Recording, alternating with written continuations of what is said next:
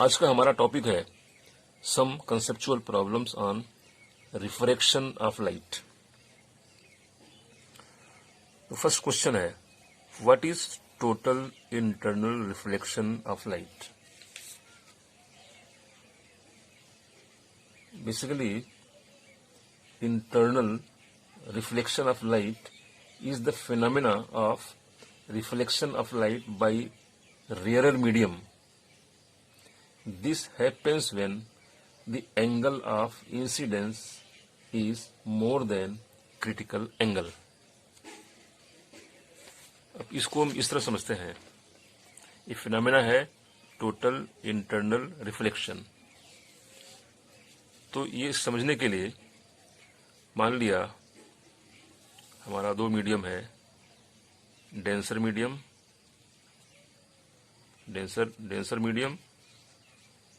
और rare medium. मान लिया यहाँ पे डेंसर मीडियम से रेयर मीडियम की तरफ लाइट जाती है।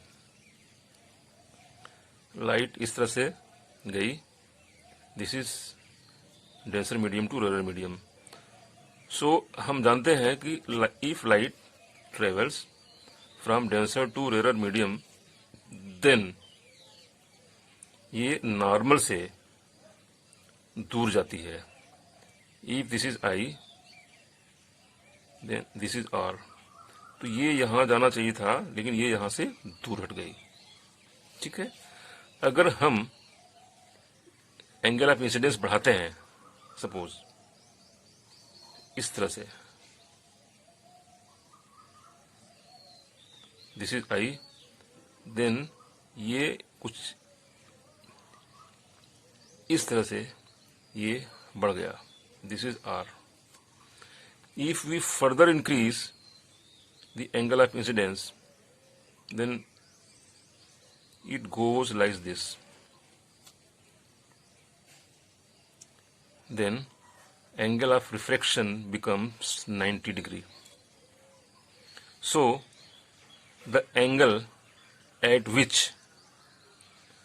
the angle of incidence at which the angle of refraction becomes 90 degree, it is called critical angle. And if we further increase, अगर हम और ज्यादा इंक्रीज करें angle of incidence, if I is more than C, then the light reflects to the denser medium itself. अगर angle of incidence critical angle से ज्यादा हुआ तो लाइट रे का रिफ्लेक्शन हो जाता है, डेंसर मीडियम में वापस आ जाती है। This phenomena of called as internal reflection of light. So this is this phenomena where the angle of incidence when the light ray travels from denser to rarer medium and the angle of incidence is more than the critical angle, then this phenomena is called as total internal reflection of light. The next question is, what is critical angle? So यहाँ पर critical angle है, this one. When light travels from denser to rarer medium and the angle of incidence is such that the angle of refraction is 90 degree, then this angle of incidence is called as critical angle. अगर light denser medium से rare medium को travel करती है और angle of incidence इस तरह का है कि एंगल ऑफ रिफ्रैक्शन 90 डिग्री हो, उस कंडीशन में जो एंगल ऑफ इंसिडेंस है that is critical angle. Third question, to an astronaut why does the sky appear dark instead of blue? एक एस्ट्रोनॉट को जो कि अर्थ की ऑर्बिट के बाहर है, उसको स्काई डार्क क्यों दिखाई पड़ता है, ब्लू क्यों दिखाई नहीं पड़ता? This is basically because there is no atmosphere in the space, therefore no scattering of light. Light की स्कैटरिंग नहीं होती। हम जो स्काई देखते हैं, ब्लू देखते हैं, तो इसलिए देखते हैं कि अर्थ में जो एटमॉस्फेयर है उसमें बहुत सारे छोटे छोटे पार्टिकल्स हैं। तो उन पार्टिकल्स के द्वारा लाइट की स्कैटरिंग होती है। तो इस स्कैटरिंग की वजह से हमको आकाश नीला दिखाई पड़ता है। ठीक है, वो इसलिए क्योंकि जो ब्लू लाइट है वो स्कैटर्ड होकर के हमारी आंख में पड़ती है।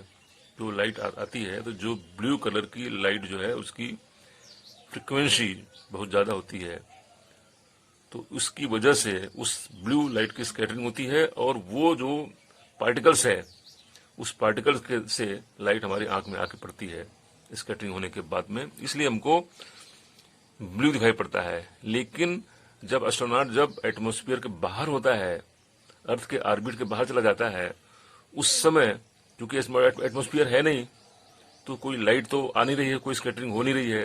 That is why sky looks dark, क्योंकि कोई भी लाइट तो हमारे आंख में नहीं आके पड़ती। Next question, why does the sun appear reddish at sunrise? Sunrise के समय सन लाल क्यों दिखाई पड़ता है? सनराइज या सनसेट के समय।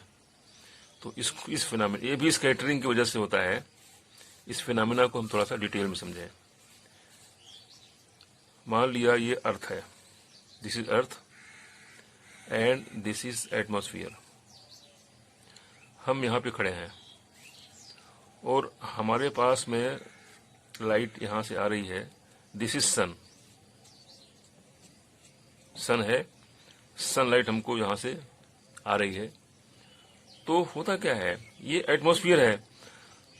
सन रे को एटमॉस्फेयर में बहुत देर तक टाइम गुजारना पड़ता है, बहुत ज्यादा डिस्टेंस यहाँ पे होती है क्योंकि इस तरह से आ रही है। तो यहां पर एटमॉस्फेयर है, तो एटमॉस्फेयर में जो ब्लू या और कलर की लाइट है वो यहाँ पे स्कैटर हो जाती है।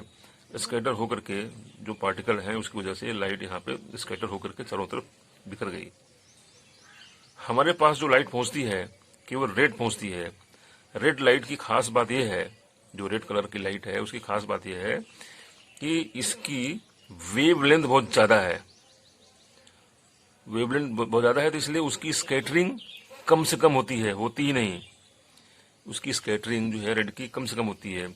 उसका रीजन देखिए, जैसे मान लिया पार्टिकल है, तो जैसे अगर ब्लू लाइट है मान लिया, तो इसकी वेवलेंथ बहुत कम है, तो यहाँ पे आग टकराती है और ये स्कैटर हो जाती है।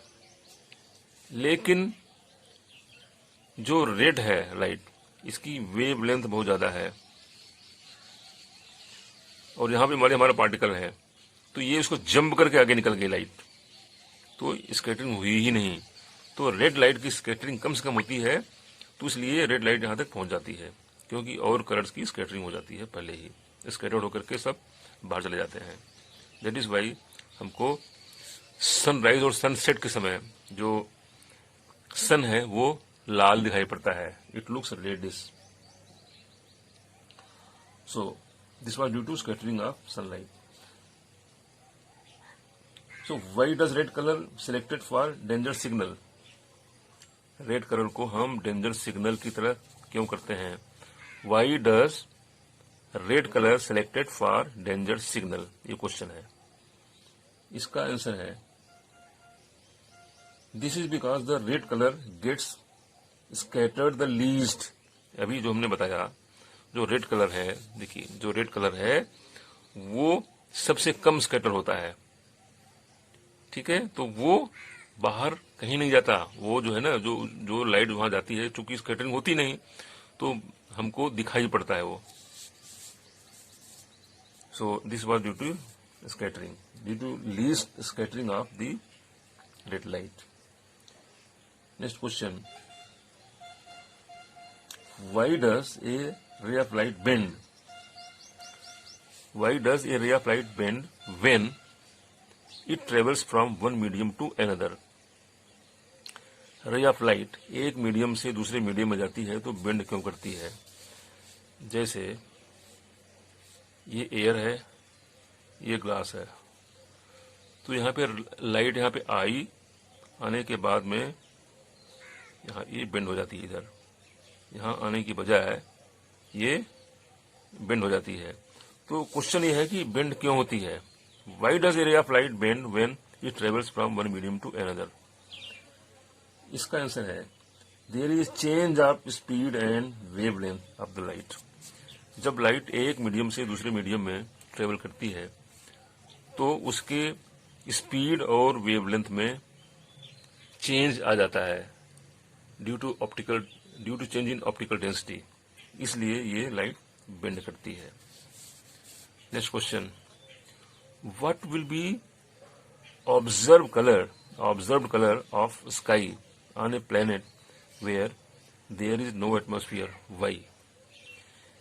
किसी प्लेनेट पर अगर एटमॉस्फेयर नहीं है तो वहां से आसमान कैसा दिखाई पड़ता है और क्यों?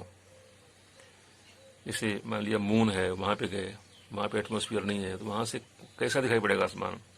इसका आंसर है कि it will be observe dark as there is no atmosphere, so no scattering of light. जब एटमॉस्फेयर वहां पे नहीं है तो वहां पे कोई पार्टिकल नहीं होंगे, एटमॉस्फेयर में है ही नहीं तो कोई पार्टिकल नहीं होंगे। जब कोई पार्टिकल नहीं होगा तो लाइट की स्कैटरिंग नहीं होगी। जब स्कैटरिंग नहीं होगी तो लाइट हमको दिखाई ऑब्जर्व नहीं होगा। तो जो स्काई है उसमें हमें कुछ भी ऑब्जर्व नहीं होगा, क्योंकि जो हमको आकाश नीला दिखाई पड़ता है ओनली ड्यू टू स्कैटरिंग। तो चूंकि एटमॉस्फेयर नहीं है इसलिए there will be no scattering and the sky will look dark. Next question, why is colour of sky blue? Sky का कलर ब्लू क्यों होता है? इसको हमने अभी पहले ही देखा कि जो ब्लू कलर है इसकी वेवलेंथ बहुत कम होती है, तो कम वेवलेंथ होने की वजह से स्कैटरिंग होती है। और जब ब्लू कलर की जब स्कैटरिंग होती है तो हमको वहां से पार्टिकल से ब्लू कलर हमको दिखाई पड़ता है। अर्थ में एटमॉस्फेयर है, एटमॉस्फेयर के होने की वजह से बहुत छोटे छोटे पार्टिकल हैं, ठीक है। अब पार्टिकल इतने छोटे हैं कि केवल ब्लू कलर की स्कैटरिंग हो पाती है, क्योंकि ब्लू कलर की वेवलेंथ बहुत कम है। रेड कलर है जैसे, और जो कलर्स हैं उनकी वेवलेंथ ज्यादा है तो वो उन पार्टिकल से जंप कर जाता है, स्कैटरिंग हो ही नहीं पाती। केवल ब्लू कलर की स्कैटरिंग होती है, दैट इज वाई हमको जो स्काई है वो ब्लू दिखाई पड़ता है। Next question, what is Tyndall effect? What is Tyndall effect? इसका आंसर है the scattering of light by particles that in its path that is visible in its path is known as Tyndall effect. Basically, there is a scattering of light by particles, so the path of light is visible to us. This is called as Tyndall effect.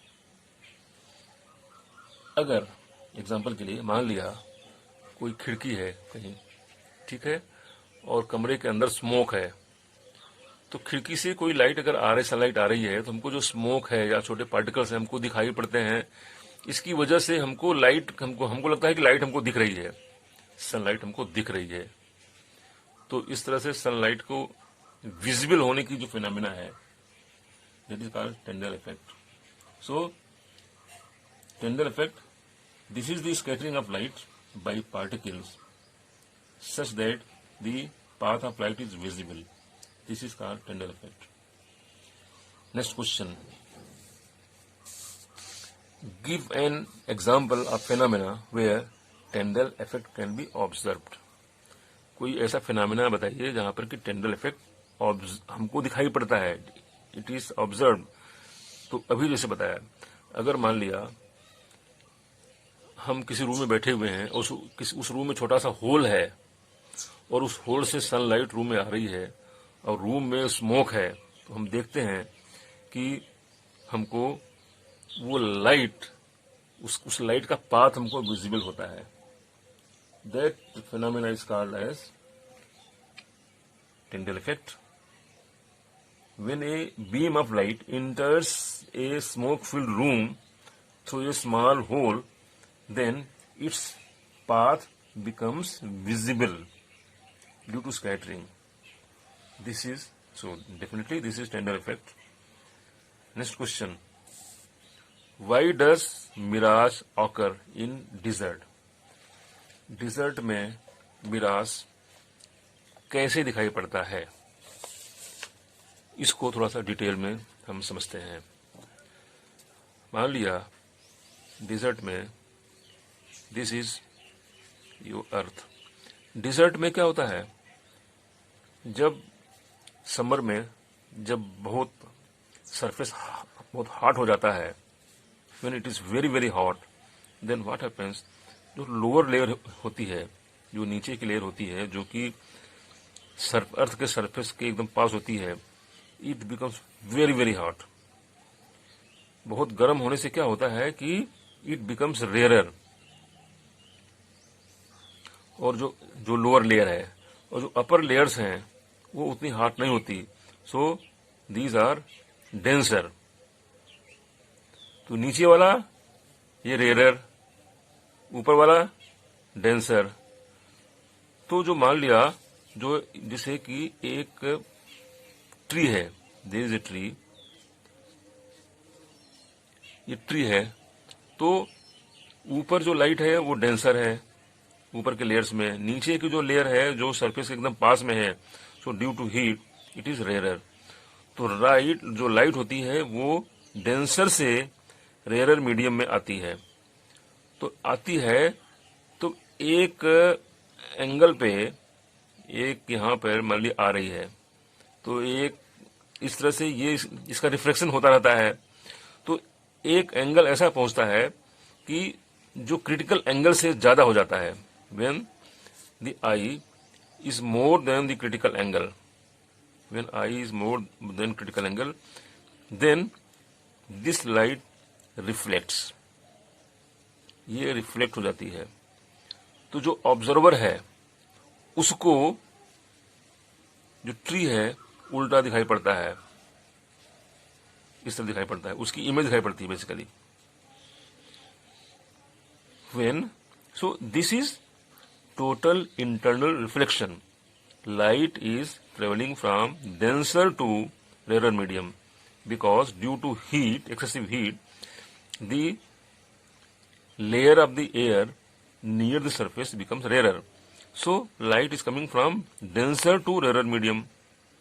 जो denser layer से rare layer की तरफ आ रही है, तो there is total internal reflection because the angle of incidence is more than the critical angle. So इसकी वजह से, टोटल इंटरनल रिफ्लेक्शन की वजह से, जो ऑब्जर्वर है उसको इस ट्री की इमेज दिखाई पड़ती है, नीचे इमेज दिखाई पड़ती है। सो उसको लगता है कि यहाँ पे कोई पानी है या पॉन्ड है या कुछ है, जिससे कि यहाँ पे उसको इमेज दिखाई पड़ रही है। So this phenomena is called as mirage in the desert. So this was detailed explanation of this phenomena of mirage. तो इस तरह से आज हमने बहुत सारे जो क्वेश्चन है, कंसेप्चुअल क्वेश्चन है रिफ्लेक्शन ऑफ लाइट पे, उसको डिस्कस किया। आगे हम कुछ और कंसेप्चुअल टॉपिक्स पे बात करेंगे। Thank you.